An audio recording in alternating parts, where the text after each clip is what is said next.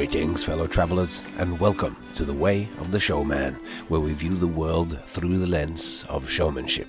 I am Captain Frodo, and I will be your gracious host and guide along this leg of the way. And today we're going to continue on talking about attention, a very fundamental aspect of how we relate to the world. And as I'm recording this, I am in Kristiansand, in a town in the very south of Norway. I am performing in a show called Circus Jesper, which is a beautiful show that I performed at last year as well. A mix of theater, song, and circus acts. And have some very strong and good feelings about this gig, as this was the first season of shows that I did after the pandemic had passed. Well, actually, it had not passed. Last year we had a max capacity of 200 people, and the actual capacity of the tent is 350. And yesterday we opened the show, did our premiere, and we had 350 people, and it was what an amazing experience that was. To kind of feel like this is what it's like when you do this show for a full tent of families. Very exciting. I'm staying in a caravan, and I am once again recording this episode inside a caravan in what we call the Circus Valley. There's a little beautiful valley here where there's a beautiful cliff that I get to sit and look at in the morning, where the nature and the trees and the brackens and all the different tiny little birds that I remember from last year. I sit there and I do my morning thinking, listening to some talk or other, taking notes on whatever future project that I'm working on, which I'm working on a kind of talk about creativity centered around with the idea that maybe I could market myself a little bit more to there's always a market for people who do talks, kind of infotainment. I have a friend who's a mentalist who do this kind of stuff. I mean, it's both entertaining, but it also has some content. And I was just talking to someone from like the county or whatever, a county that wanted to hire me, and it's hard to book just an entertainer for a kind of corporate events. Then it's fine, of course, but when you're booking it for something that's serious or whatever, then it needs and something else than just an entertainment value. So I thought, okay, creativity, that's something that I know, and the long and peculiar creation process that went into creating my tennis racket act, that could serve as the perfect kind of picture to explore what creativity and what the creative process of creation actually is, and what are the steps that we would go through to get more creative ourselves, or how the company can get more creative or whatever. But the only thing that I'm really an expert on is myself and my own process. So by bringing it back to that and say, oh yeah, this might look to you like a coincidence, but this was set up like this or whatever. So that's what I'm working on. I'm sitting there looking at this beautiful cliff face, and how the nature has found its way and life has found its way into every crack and crevice of it, and it's filled with little insects and birds that are so small that when they're sitting on one of those puffball dandelions, the whole thing is swaying, but it's still even the dandelion is sort of strong enough to hold it while it sits there and picks insects off the bobbing head of the puffball dandelion. It's very nice. Sitting outside my caravan with my little dog in the sunshine. It's a good life, and I am peculiarly satisfied in this kind of condition, and perhaps even more so because this really was a beautiful ray of sunshine in the darkness of the pandemic last year, working together with tremendous circus people. So, enough about me, and more about attention and how fundamental that is to the process of showmanship, which we all know and love. Without further ado, let's move on.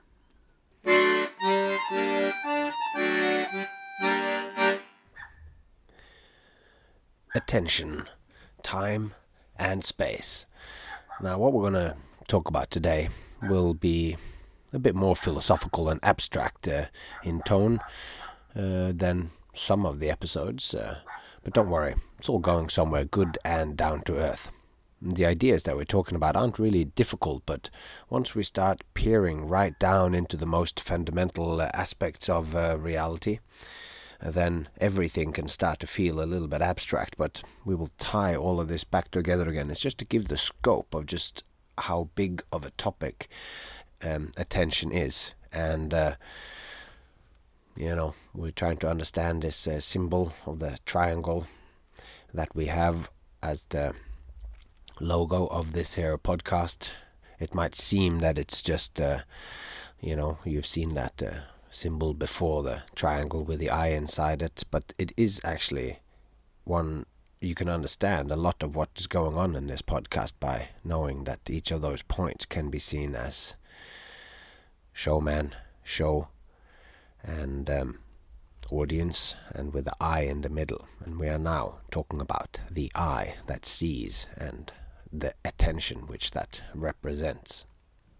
And as you can hear, there is a little dog barking outside. I would just like, for the record, to say that dog is not mine. It's the dog of the Ukrainian acrobats who live right next door. They have a dog which, for inexplicable reasons, comes and stands 2 or 3 minutes and meters away from the caravan and just barks incessantly. So I've closed all the windows, so hopefully it'll forget that I am in here and go and bark somewhere else and do its job, whatever it thinks. I guess it's probably meaningful for that little dog.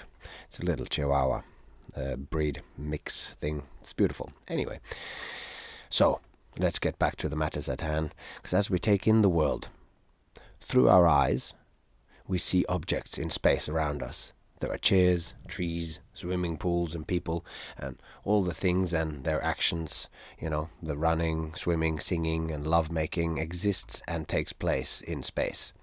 Space appears to me as an expanse where things are. When I'm looking around, I'm going, yeah, here's some space, and in this space there are some things. This one's over here, and that one's over there. Things in space are all in some kind of relation to each other. I can give my friend directions to my favorite ice cream store by telling her which part of town it is in, which street intersection it's near, or by giving its street address for them to find it on a map, which again is a piece of paper or an app which pictures the relations of places in space. The simple point that I'm making is that we intuitively know that not all things in space are in the same location. In fact, 2 things can't occupy the same location. If I'm standing somewhere, that spot is taken. Don't come into that spot. No one else can stand exactly where I am standing. Maybe a border case here could be if someone who's pregnant is standing somewhere, then the baby maybe is in a certain sense also occupying that space, but I don't think we need to unpack that any further. So when I tell my friend, tell her about the ice cream store, then a very frequently asked question might be, how long does it take to walk there? Maybe it's 7 blocks away, so if you know roughly how big the city blocks are, you might get an idea of how long it will take to walk. It takes time to go from one place to another place. And if you're only going from the living room to the toilet, it still takes some time. To get from one place to the next takes time. And time can, in one sense, feel like an abstraction. It is not something that you can touch, yet it's implicated in every aspect of life. Time flies when you're having fun. You're running out of time. It's going to take a long time to get there. Or you don't spend enough time with someone. The craft of showmanship unfolds in time. Shows have duration and they happen rather than is. And what we ultimately do as showfolk is that we are given attention for a period of time. So ultimately what we do when the audience gives us attention for a period of time is that we can modulate and manipulate and create anything which can happen, it's like all of our material is actually there to manipulate and interact with the attention given to us over a certain period of time. So when we describe a tree, there is a sense of time implied in its very being. The tree was not always huge and majestic as it is in the moment. At one point it might have been an acorn, at least if it now is an oak. And the process of growth happens in time. Life, or even all of existence, is a continually dynamic and unfolding process. Everything else is breaking this hold, this flow into bits. It's an unfolding process, and when you say, well, this tree here is something in particular, then we have broken the hold into this bit, whilst it's of course connected through every other, through time and space and everything between. So all things that exist are subject to change. Atoms are in constant vibration. There is movement and change all the way down and back up again. Anything alive is born or comes into existence, then it lives, and then it dies or ceases to exist in that form. Even mountains come into existence and then grow to eventually wither away. And on a practical sort of everyday level, if you describe something to someone, it needs to be placed in both time and space. It happened, or will happen, at a particular place at a particular time. This is not always as easy as you might think. In my career, I have more than once had posters or flyers printed to advertise a show that I was putting on, only to realize upon receiving them from the printer that I'd forgotten to include details about time or space. One time I forgot to include the date my show was going to happen. Another time I forgot to write where the show was. I had included the festival the show was a part of, but since there was 19 different venues spread out all over town, this wasn't really enough to guide my audience to the appropriate space at the appropriate time. I solved it by printing stickers with venue information and laboriously stick it onto every poster, costing me a whole lot more time. If someone came up to you and they said, oh, there had been an accident, and then when you asked when it happened, they said, oh, it didn't happen at any time. And if you then, giving them the benefit of doubt, that since they might be in shock, asked, well, where did it happen? And they said, oh, it didn't actually happen anywhere in particular. Then you would probably think that they were on a far end of the sanity spectrum, or that they might be under the influence of psychedelic drugs. Either way, the event that they described might or probably did not actually happen, because real things happen in space at particular times. So let's then look at paying attention in time and space, which is the cash value of existence, and why I have called the episode Attention Creates Reality, or whatever I called it. Because when we reflect on all the things we see, partake in and experience, we find that certain things or places or people matters more to us than other things. It's a pretty humdrum state. And we do not care equally about everything. Certain things are more relevant to us than others. You might care a lot about your children or a significant other.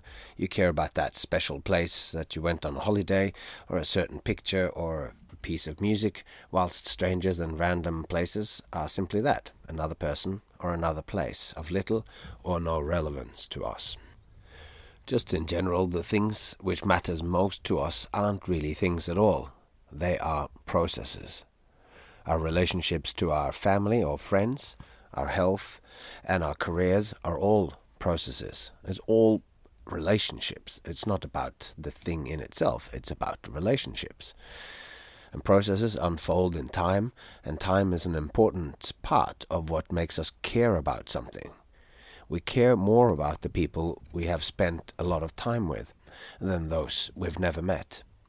That goes even for characters in TV shows or in books, and by the time we've read the first 4 books about Harry Potter or Game of Thrones or The Handmaid's Tale, then we care about those characters.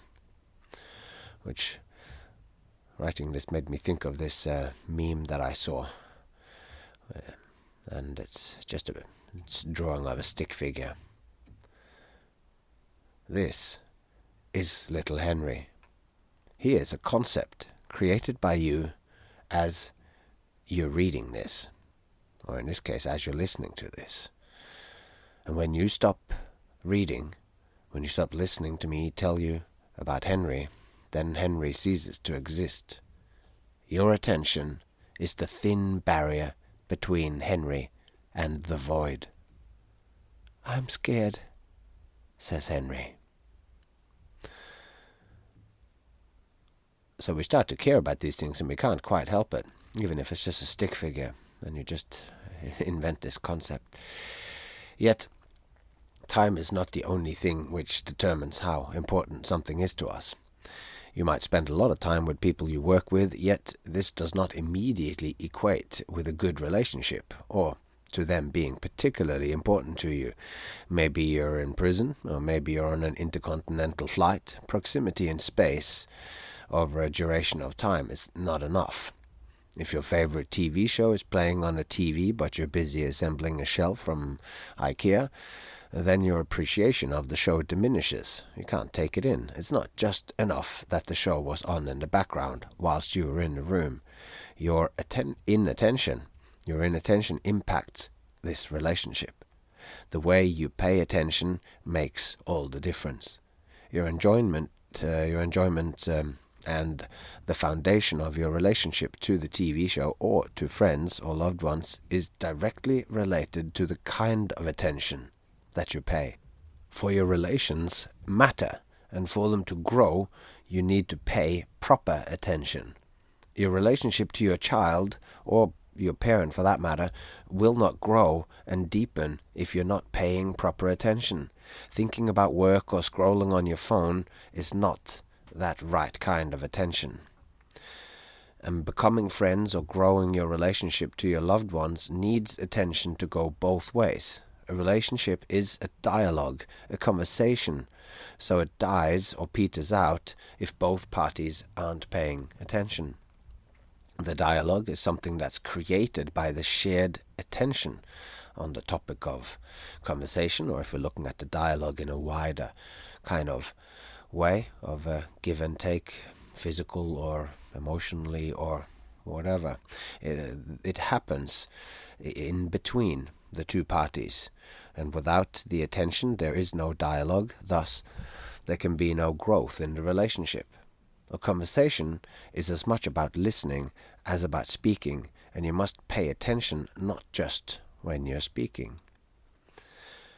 And it's just astounding how many times you see people having gone through the effort of getting together to have lunch or some gathering like it, and then they proceed to spend lots of the time actually looking at their phones. They are in a space together at the same time, but they're squandering this unique opportunity of being together by having their attention somewhere else. And I'm as guilty as anyone when it comes to this. And it makes me think of a sign I saw in a zoo one time in Australia, and the sign simply said, "Don't miss the experience. Don't miss the experience."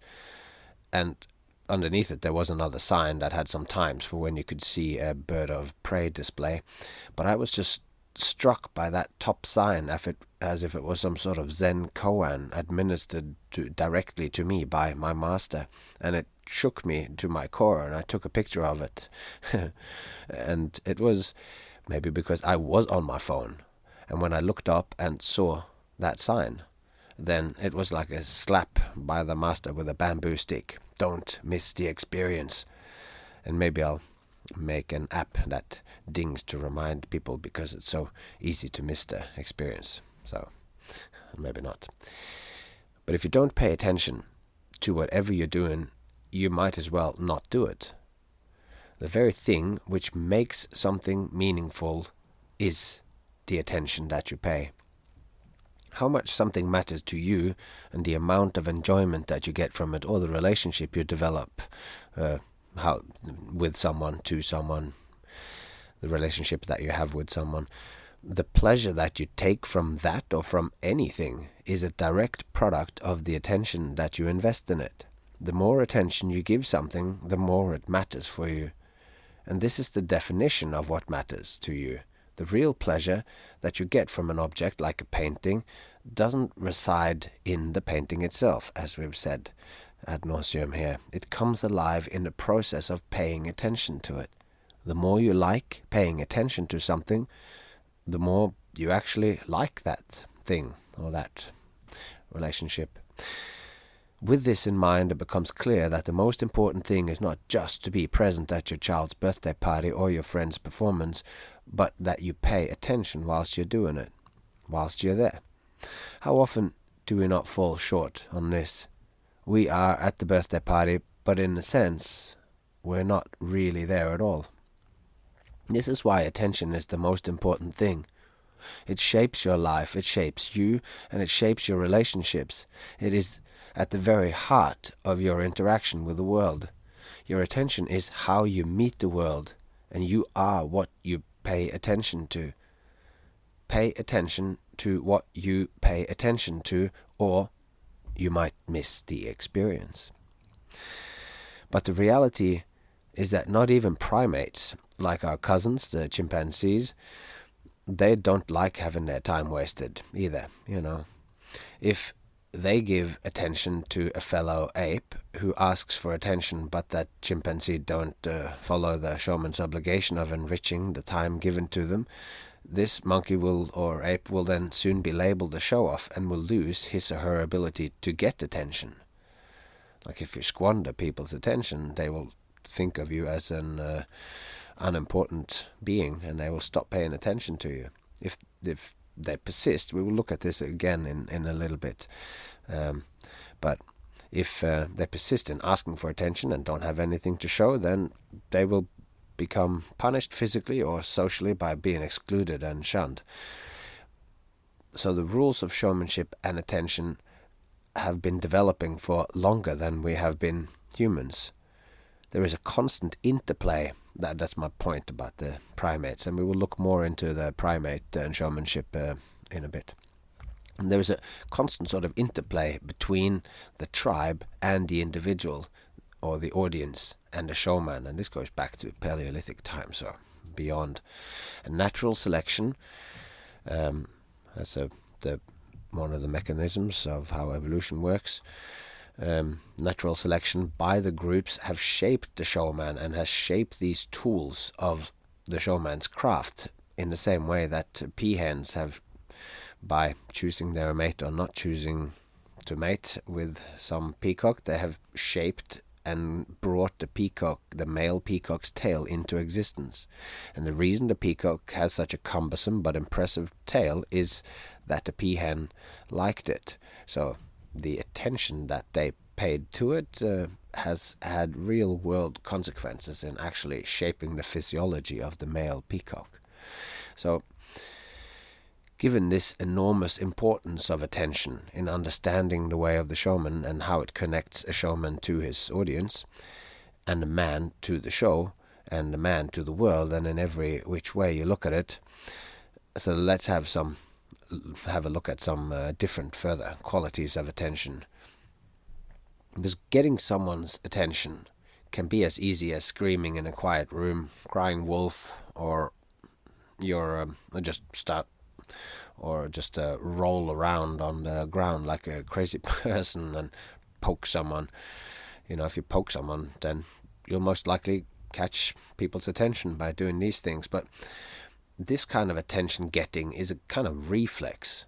If there's a loud bang next to you or a deep rumbling growl near you, you will snap into attention. Your head will turn towards it, and it might raise your heart rate. It triggers a fight and flight response. It can give you a full jump scare that sends a powerful physical jolt through your body.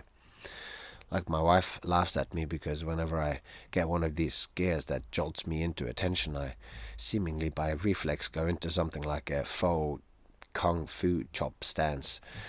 And I find this probably a pretty good response, even though my kung fu skills would hardly deter a 5-year-old, except for making them crumble to the floor in laughter at how ridiculous I look. But I whip my hands up in front of me. So yeah, it's I am at attention, but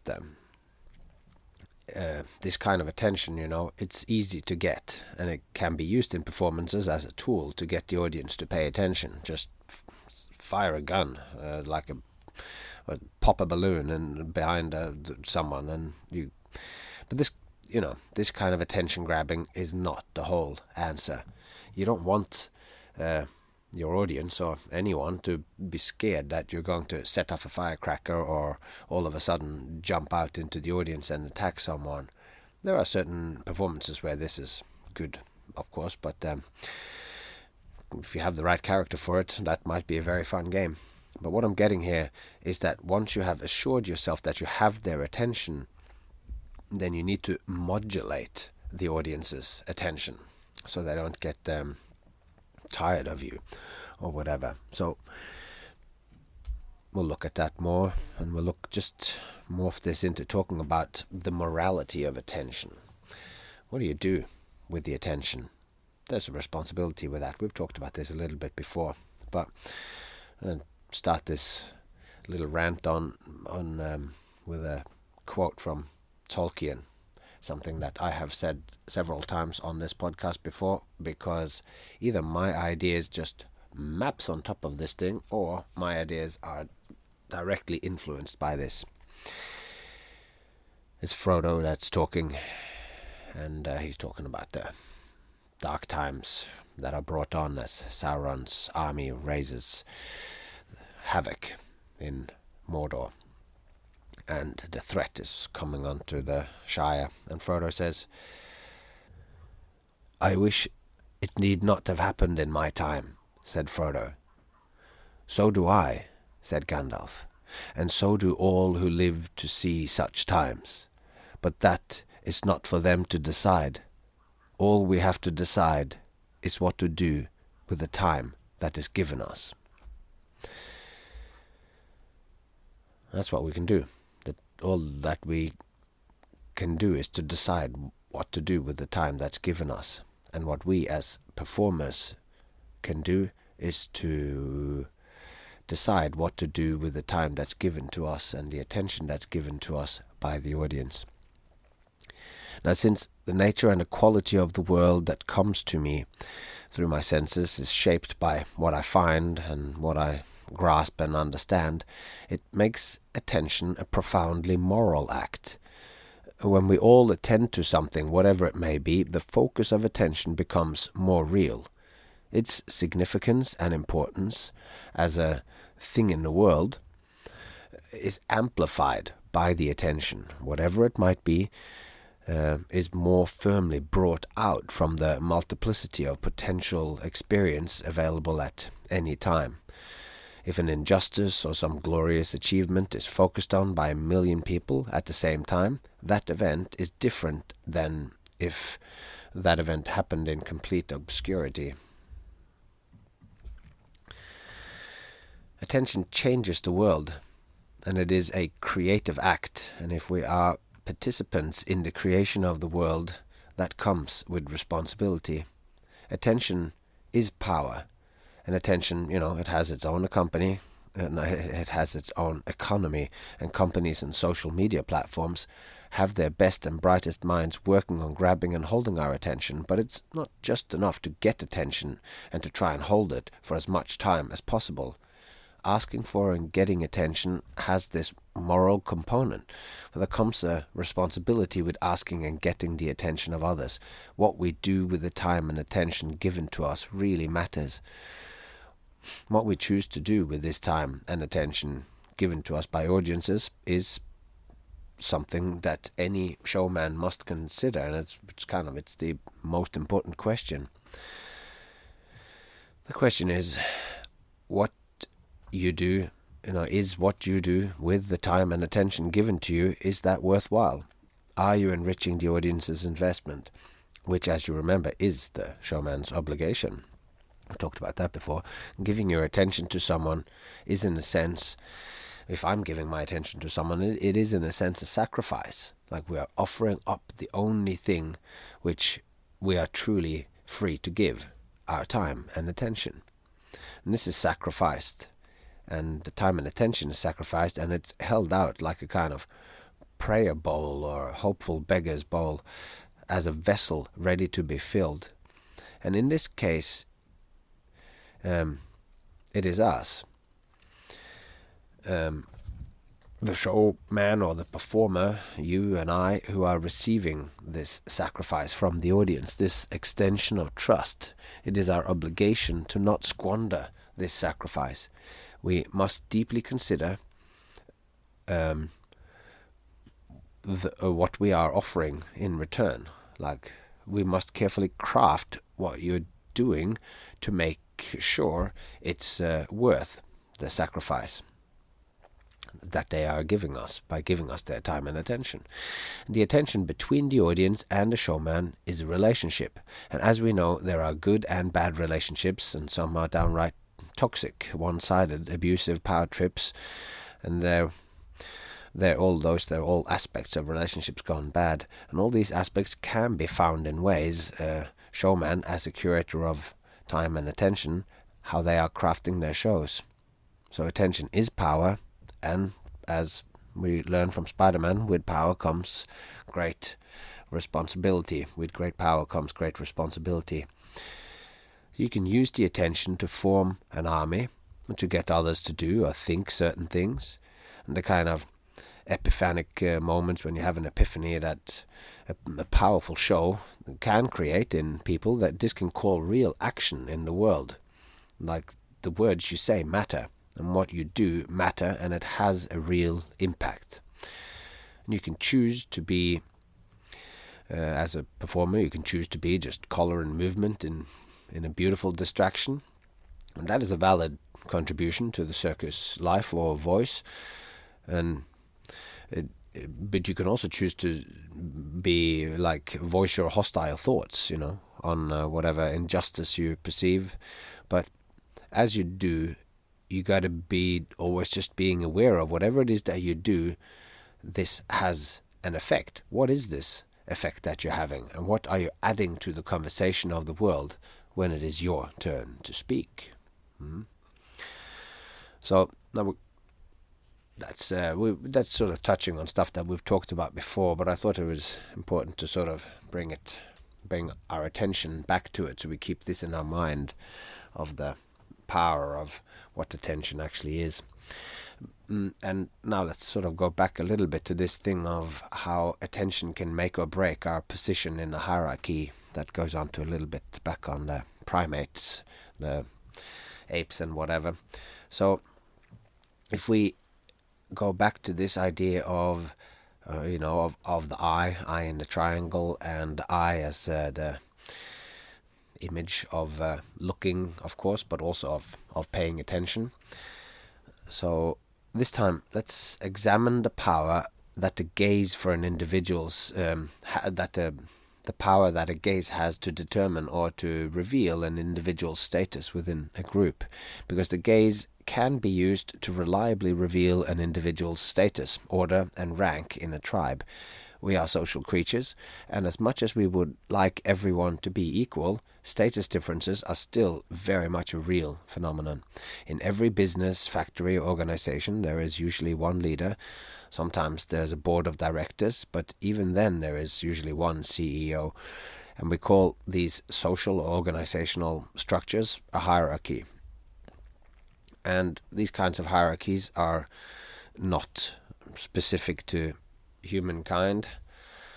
Someone was just saying it's like there's even a social hierarchy amongst lobsters. I can't remember where I heard that, but that might be so. But there certainly are social hierarchies in our primate relatives, monkeys and apes. And it turns out that the gaze, as in what you look at and the way you look at something, this is a strong indicator of the status order within the hierarchy. And we humans care about these hierarchical status structures more than most other things in the world. We love to listen to gossip and stories about others, who is getting it on with who, or who has lied, or who can't be trusted, or who has garnered favors with the more powerful and are climbing the social ladder. So gossip has this deep pull on us, and it really is, in so many ways, just comments that we make about the status of people within society.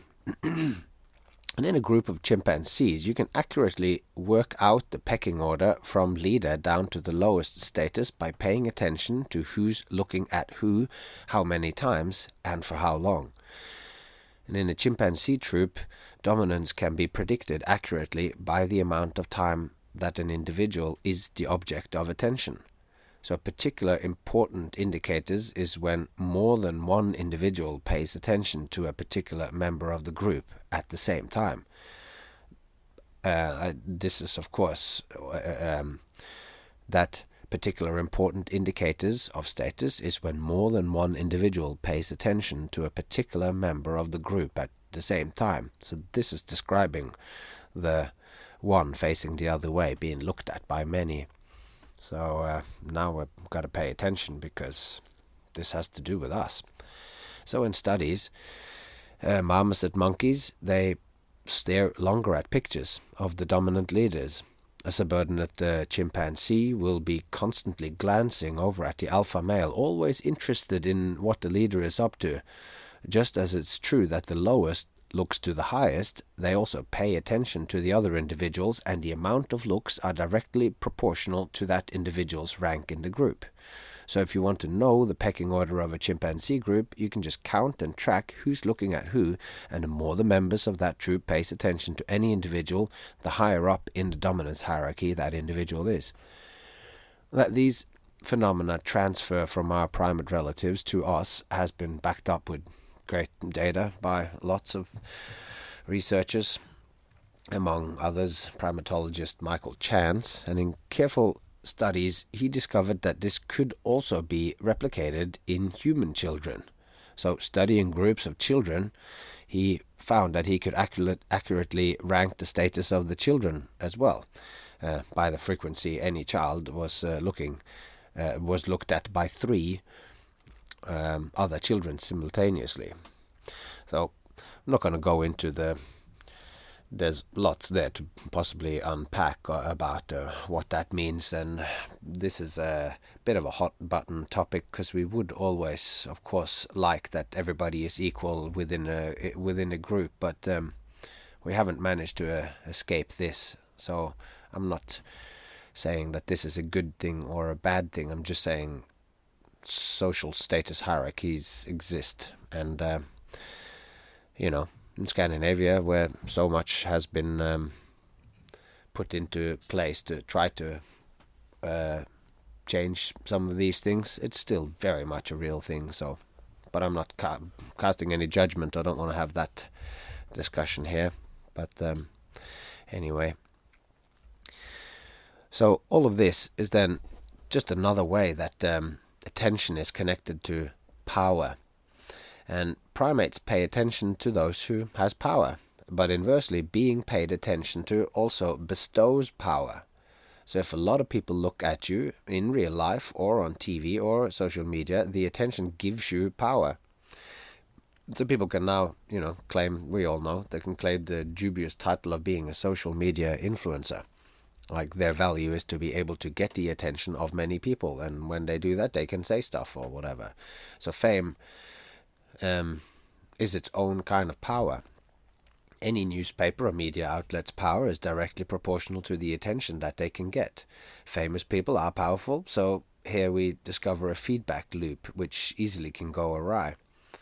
We can pay attention to someone because they have done something terrible, or perhaps they haven't done much at all beyond being rich or having slept with someone rich or famous, like a president or something. And this in turn makes them more famous, and the feedback loop continues. It's Yeah. So by giving them attention, you are making them more powerful, and you are looking at them, clicking at their links, and raising their position in the dominance hierarchy. So this to me reveals the sort of loophole that us show folks inhabit. And to me, it goes some way at explaining why people like myself have met and shook hands with mayors and CEOs and king and queen and princess and powerful movers and shakers. So it's this sort of status thing. A lot of people are looking at me, and also I give them a good time, I guess. So, but let's look just a little bit more before we round this thing off. Let's look a little bit more at showmanship as this sort of loophole for climbing the human hierarchies. Because if you're thinking of a sort of ape showman, a primate showman, they keep that in mind here, then you sort of see these, what I feel like is then an ancient proto showmanship situation. So in primate studies, it's been noted how that low-ranking apes can get attention, like us, by screaming or doing something unexpected like a somersault or something funny. And in this regard, they are like us humans. And this kind of behavior can easily draw the attention of other apes. And with this attention, the show ape or showman, show ape, is temporarily given a stronger status, since, as we saw, the more eyes are on you, the higher you rank. So I guess I'm sort of repeating a little bit what we said before, but just this image to me, from where I read it in this guy, what's his name, Boyd, that wrote a book called On the Origin of Stories. I just find this image so illuminating for when you look at it from the point of view of us. So just in principle, any ape can scream for attention, but the thing is that if the ape doesn't have anything to show the other apes worthy of the attention that he screamed for, the other apes loses interest quickly. And if he persists in this screaming for attention without having anything to show for it, if he can't modify the attention into something worthy of the attention that he grabbed, then the other monkeys or apes will not only lose interest in him, but the attention grab backfires and his status within the group lowers even further. So he is not just low status, but now he's like whatever, he's like a vacuous show-off. So he's low status and something that you will actively try to avoid paying attention to. He screams loudly but says nothing. And if he wastes his troops' time and attention, then they might lose what little respect they had for the individual, and from then they might begin to actively ignore him, and if he still persists, a more dominant individual might physically punish him, or in certain cases the whole troop might gang up and physically attack him. So, we're back to this. We're doing something unusual, like putting something on fire or climbing up onto something high, shouting, screaming, or starting up a power tool like a chainsaw. This will capture people's attention. It's actually a basic description of what any street performer does in the beginning of her show. It's what we call a crowd build, the things that a performer does to attract a crowd. But from this example of how your status can go up or down or whatever, this we find an understanding of a section of the Illuminated Showman's Manifesto where it says, a showman shouts for attention but has something to show when he gets it. And the lesson in that, of like this being an unpacking of that little quote that we can find in the manifesto, the lesson is that there is a risk in asking for attention. Once you have the attention, you better be ready to do something good, something people like, because under the focused attention, you are being scrutinized. And in the point of interest, in the meeting point, when the crowd's eyes are upon you, there is potential for real change for good or change for the worse. Your status can rise or sink. And in many ways, we see in the example some possible deep roots for the sort of sociological origins of the showman, and also for the showman's obligation. Showmanship is a different way. It's a loophole ladder to social status that allows an individual who isn't the strongest, or who has not got the looks or the best way with the ladies, or is the one with the best ability to forge strong alliances. It can still afford them a chance to rise in the ranks by doing jokes and tricks, or manipulate the attention in ways that they like. If an individual chimpanzee or an individual human being has worked out the craft and understands of not only getting attention, but making those who pay attention to him feel like the fact that they let their attention be diverted towards them, that this was a positive experience, then that individual will find that the next time we ask for attention, they will give it again. More eyes on anyone alters that individual's status, and in this way a funny-looking or otherwise oddly talented individual can bypass the sometimes stringent rules of social status. It's how magicians, musicians, and entertainers find themselves dining with kings and queens and the powerful. It is also how their opinions about anything from diets to which watch to wear becomes interesting to the general public. So, with all of this, we see that the showman's history as a manipulator and refiner of attention and time, the time given to them, has a very deep history. Very deep history indeed. And there we come to the end of another exciting exploration of attention. Perhaps you have never paid this much attention or given that much attention or thought to attention before. It's certainly a very, very rich field for exploration, and you can actively explore it by getting into some guided mindfulness meditation. There's some very, very interesting stuff to discover there, even in the first few sessions that I had, as I described, where I was using an app, the Waking Up app. I find it very, very interesting, and that I learned a lot of. It feels always when you're gonna expand yourself, you need to go in directions that you haven't gone in before, and me doing that meditation changed not just my idea of what attention was, but also my idea of what meditation actually was.